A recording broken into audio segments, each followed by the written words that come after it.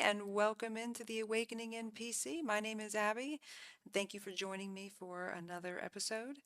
Today we're going to be watching some clips that talk about emotion, controlling emotion, especially anger and things like that. That's an important thing to learn how to start doing nowadays because it's just overflowing everywhere, it seems. And we'll also watch some good news clips of just regular people helping out other people, as well as our words of wisdom. And as always, if any of these clips speak to you, or if you like the creator or whatnot, I do leave on-screen credit for all the accounts that I get these from. So please go and give them a follow. And with that, let's get into it. Here's a neuroscience method to stop being so pissed off. Here's the thing, being pissed off feels powerful, but it's frying your brain.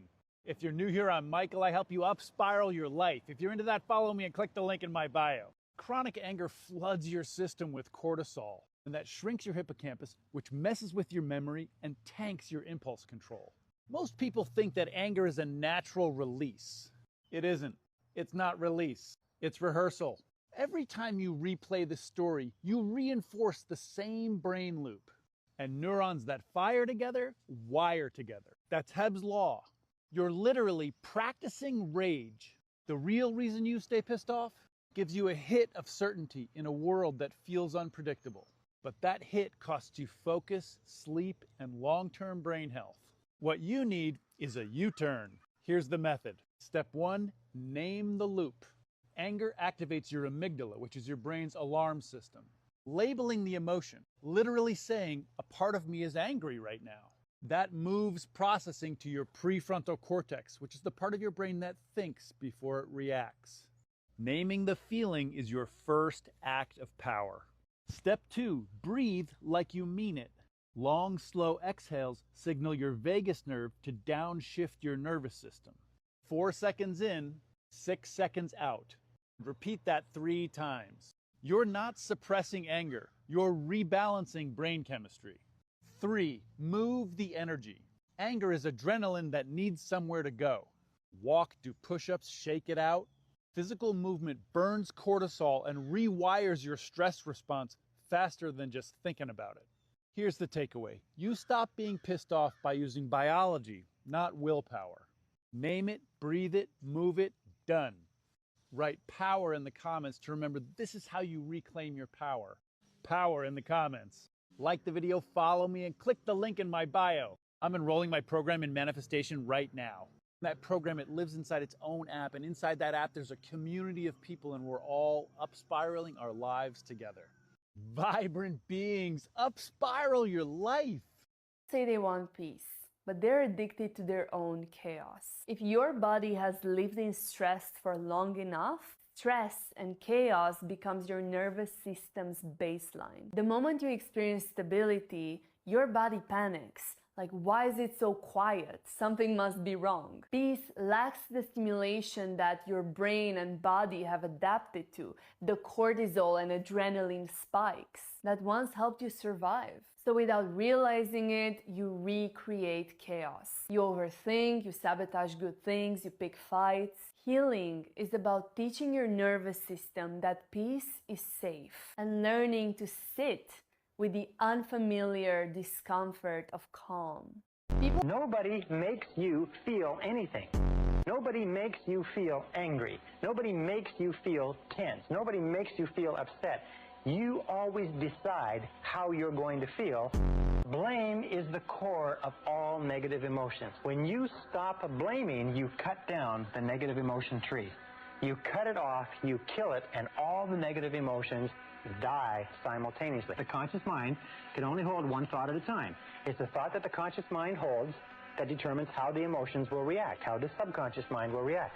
Since it can only hold one thought at a time, what you do is you knock out the thought that is causing the negative emotion, the blame thought, and you replace it with this affirmation: I am responsible.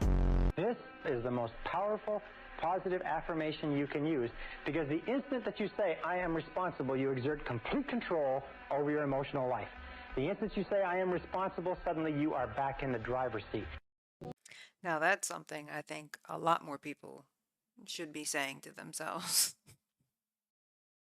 Stoicism, if I had to summarize it in one sentence, I would say it's this idea that we don't control what happens to us in life, but we control how we respond to what happens in life. And the Stoics say that basically every situation, big ones, small ones, ones you wanted, ones you didn't want, it's all an opportunity to respond with these 4 virtues.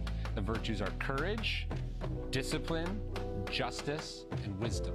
So the idea is that that is what life is asking from you, one or all of those virtues in some kind of a combination. That's what it's demanding of you. And what's cool about the Stoics is, like, I think when people hear philosopher, they think like, you know, a tweed jacket or an old white guy in a toga or whatever. Sure. But the Stoics were philosophers, they were thinkers, but they were also doers. The most well-known Stoic is Marcus Aurelius, who's the emperor of Rome, the philosopher king. But there were Stoics who were slaves, who were soldiers, who were artists. There were men and women. They were people trying to do what we're all trying to do, which is make sense of the crazy world that we live in. You're losing out on the life you could be living just because you're too afraid to take a chance. Who cares if it works out? Or if they reject you? Or if you fail? What is meant for you will never miss you. What leaves was a lesson. What stays was destiny. But you'll miss 100% of the shots you don't take. Life only happens once. Take a fucking chance on something, on someone, on yourself. Who cares what happens? This only happens once. And this is your chance to channel more love into the planet instead of moping around your whole life being miserable. I could personally never be a politician, okay? I would fucking hate it so bad. Oh my God, I am terrible at arguing and debating. Can't do it. I could not. I also couldn't be a history professor. I hate studying history. I think studying history is important so we don't repeat our mistakes from the past, but I don't get a lot of enjoyment from it. Now, I agree with about everything she said in there, except the last part. I love studying history, actually, but not just like, you know, a couple hundred years ago or even back 1,000 years ago. I'm more interested in the ancient history, like what they're finding in Peru, what they're finding in Turkey at Göbekli Tepe, everything that's coming out with ancient Egypt. I could just watch videos about that stuff all day. No problem. So I found this quote from Timothy Leary, and it's really fantastic. I think that you'll like this. Find the others. Admit it, you aren't like them. You're not even close. You may occasionally dress yourself up as one of them, watch the same mindless television shows as they do, maybe even eat the same fast food sometimes. But it seems that the more you try to fit in, the more you feel like an outsider. Watching normal people as they go about their automatic existences. For every time you say club passwords like "have a nice day" and "weather's awful today, eh?" you yearn inside to say forbidden things like "tell me something that makes you cry" or "what do you think deja vu is for?" Face it, you even want to talk to that girl in the elevator. But what if that girl in the elevator and the balding man who walks past your cubicle at work are thinking the same thing? Who knows what you might learn from taking a chance on a conversation with a stranger? Everybody carries a piece of the puzzle. Nobody comes into your life by mere coincidence. Trust your instincts, do the unexpected, find the others. This is going to completely annihilate your perception of your spirituality. I know you think you're a spiritual person, but listen to this. You are the observer of your life. You are just watching the show play out, the movie, you're watching it play out, right? The problem where you go wrong with your manifestations and why no one manifests what they actually want and everyone struggles with it, and it's a constant uphill struggle to manifest what you want in your life. There's 2 reasons for this. Number 1 is you, the ego, I'm Luke and I'm 23 from Manchester and I have this identity and this uniqueness and I'm different from that person and blah, blah, blah. That version of you is trying to wrestle with your soul or your spirit or God or the universe or whatever you want to define that higher power as, right? And the reason it's wrestling with it is because your ego thinks, no, I want to achieve the manifestation and the goal that I have in my brain and the success that I want in this way. But you, with your ignorant ego, which has been built up from past experiences, doesn't understand the future reality that it's trying to tap into, is basing what it wants and how it wants to get that thing in a certain way based upon ignorance, because it hasn't been there yet. The ego hasn't been there yet. Your soul is everything at the same time. This is where it gets a bit interesting, so stay with me. The ego wants to control the show. It wants to direct the movie and have it play out exactly as it wants it to. But the thing is, the movie's already been directed. The show now just has to play out. That's it. Your soul, God, the universe, whatever you want to call it, has already directed the movie. It's already written. It's scripted, it's ready to go. The show is being premiered, and you are the observer and also the main character in the show. All that you have to do, literally all you have to actually do in this game of life, is think about what you want, imagine as if you've already got it, and then just watch the show play out and enjoy the ups and downs of the show as the main character, you, and the observer, also you, watching it from the show, from the chairs in the background, enjoys the ups and downs of the show. If you went to watch a movie and it was predictable and you knew exactly what was going to happen and exactly how the character's going to get to where you know the character's going to go, you probably wouldn't even want to really watch the movie. It'd be kind of boring, right?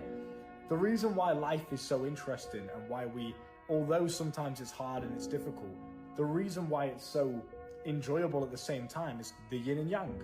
There's always a bit of light in the dark and there's always a bit of dark in the light, and they have to coexist for one to exist in the first place. The light has to exist in order for dark to exist and vice versa. So your ups and downs only exist because the other version of it exists as well.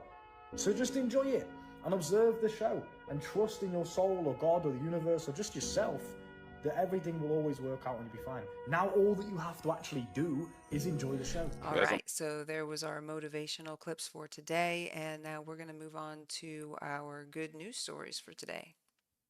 As I'm turning the corner right here, I see smoke coming out of this building. The D.C. Fire Department was close, but a trip to visit a friend's new business left Zachary Battle closer to the Knox Hill Senior Citizens Apartments. I ain't wasting no time because I knew it was people still in there. So I ran up to the third floor. I heard a guy, he was calling. He said, man, I need help. My wife is stuck. My wife bedridden. She's stuck. I need help. So I went towards that direction and went into the apartment. Battle says the upper floor was filling with smoke, unbreathable black smoke, smoke that kills people. And I seen his wife in the bed, and I was like, bro, we gotta get her out of here. It's smoky, I'd rather her be in pain than, not have her life today. Battle says by the time he and the man got his wife to the stairwell, D.C. firefighters were on their way in and got her outside to fresh air and a waiting ambulance. Fighting the fire began. The building's residents, many with health and mobility issues, were evacuated to a nearby D.C. police station. This evening, as people began to stream home, one man stopped and greeted Zachary Battle as we were preparing to interview him, thanks to a tip from someone who'd learned about his heroic efforts. It was Arthur Dyson, the man whose wife Battle had helped rescue. He says she's currently hospitalized. If he hadn't came along and, I was out in the hall and I saw the fire jumping out the window, I said, Lord have mercy, how am I going to get her out? And he said, come on, man, we got to get out of here. But if it wasn't for this guy here, yeah, we would have. I don't know, man. If it wasn't for Zach. Zachary Battle, a 35-year-old special police officer, was born and raised in the district.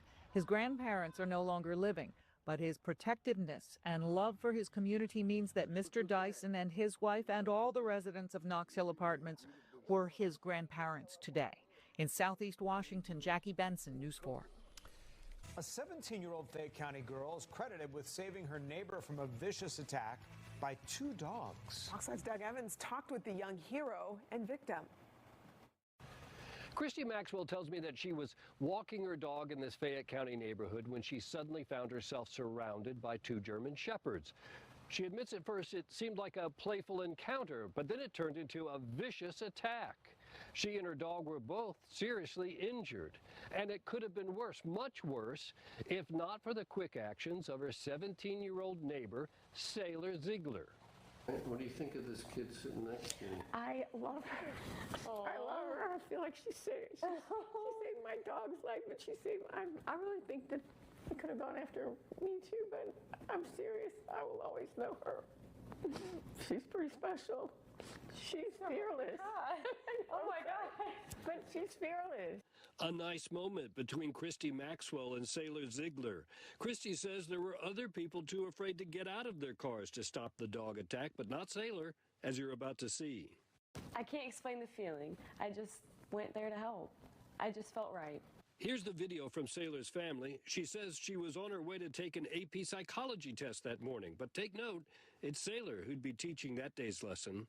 The video shows the two shepherds circling Sailor's car. She asked Christy on the street if she needed help. Soon things would change dramatically, though, when the dogs decided to go for Christy's dog, Maddie. The video captures Christy's screams and Sailor's quick action. Ma'am, bring your dog over here!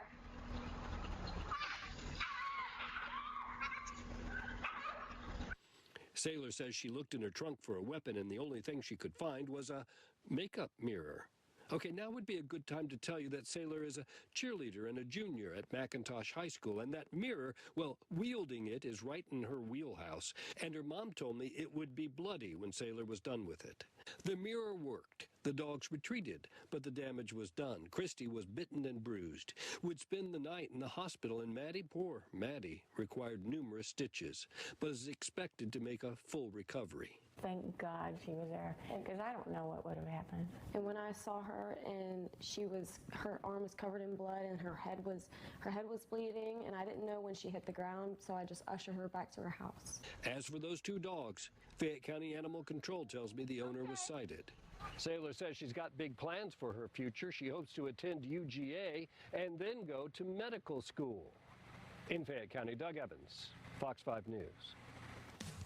At the Jersey Shore, when a young woman gets caught in a very dangerous rip current, it wasn't a lifeguard who jumped in. It was a grocery store worker from Acme. He says instinct and training from a class that he took decades ago kicked in at just the right time here. CBS News Philadelphia's Madeline Wright has this story now from Ocean City. Oh, beautiful today again. Oh. Frank LaFerraro was enjoying a peaceful Sunday at the 9th Street Beach in Ocean City when he says he spotted a young woman struggling in a rip current. So I got up, and then this gentleman was down by the water line here, and he started screaming for help, and okay, gotta go. He says he swam hundreds of feet into the ocean to reach her. And she got over to me, and she jumped on my shoulders with her arms and started pushing me under. So I had to push her back, and I says, calm down, relax. Halfway back to shore, another Good Samaritan, Johnny Serda, swam out with a flotation device. If I can help people, I'm not gonna think about it, I'm gonna do it.